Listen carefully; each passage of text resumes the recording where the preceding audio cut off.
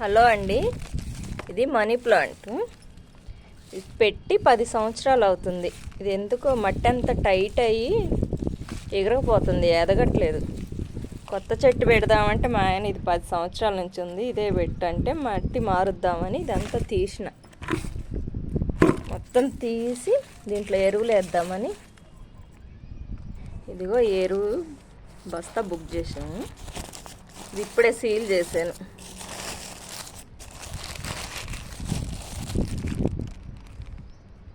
ఇదేమో మొన్న పెట్టింది కోకో పెట్టు.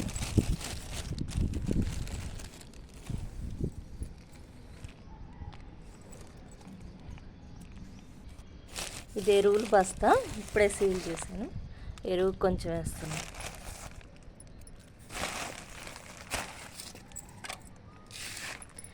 ఇదేమో కూరగాయలు వేస్టేజ్ మట్టి కలిపి చేసింది. కూరగాయలు, ఇంట్లో కూరగాయలు, ఆకుకూరలు ఇవన్నీ లోపల వేసి ఒక వరుస అవి ఒక వరుస మట్టి వేసి చేశాను. వర్షానికి తడిసింది ఇదంతా. ఇది కూడా వేస్తున్నా. చెట్లకి బలం అని చెప్తే ఇలా చేశాను.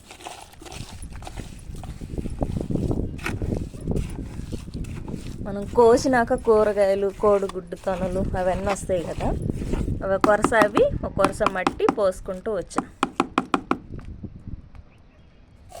ఇప్పుడు ఇది కూడా వేసేస్తున్నా.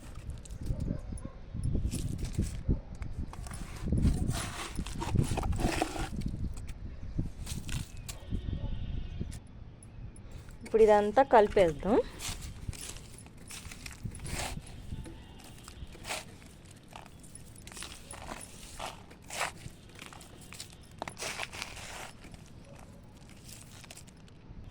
దీంట్లో మామిడికాయ తొక్కులు, అరటికాయ తొక్కులు, కూరగాయ మిగిలినవి మనం కోసేసినవి అన్నీ కలిపేసి చేశాను.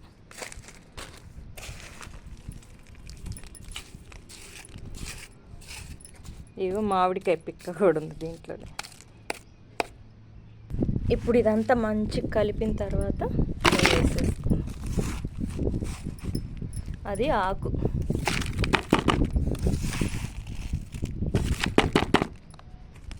ఇప్పుడు మనం పీకిని మొక్కలు మళ్ళీ పెడదాము.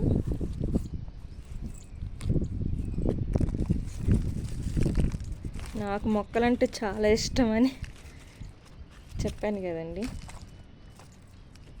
తీసుకొచ్చి మొత్తం పెట్టాలి.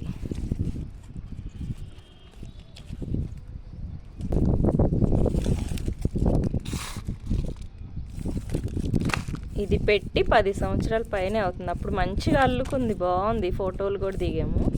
ఇప్పుడు ఏందో ఇవి మార్చేటప్పుడు మొత్తం ఇది అయిందట్టుకుంది, రావట్లేదు. మళ్ళీ గట్టిగా అయ్యింది మట్టి అంతా. ఇదంతా తీసి మళ్ళీ లూజ్ చేద్దామని చేస్తున్నాను. అలాగనే ఎరువులు కూడా వేస్తే కొంచెం బలం వస్తుంది కదా. ఇలా కొంచెం వెళ్తుంచుకోవాలి. మనం ఏమన్నా దీంట్లో నీళ్లు పోసినా ఏమన్నా ఎరువులు వేసినా ఉంటుంది.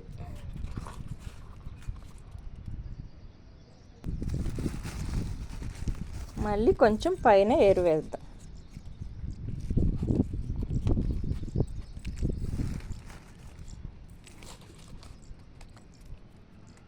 కోకో పిట్ వేస్తే కొంచెం లూజ్ ఉంటుందంట మట్టి.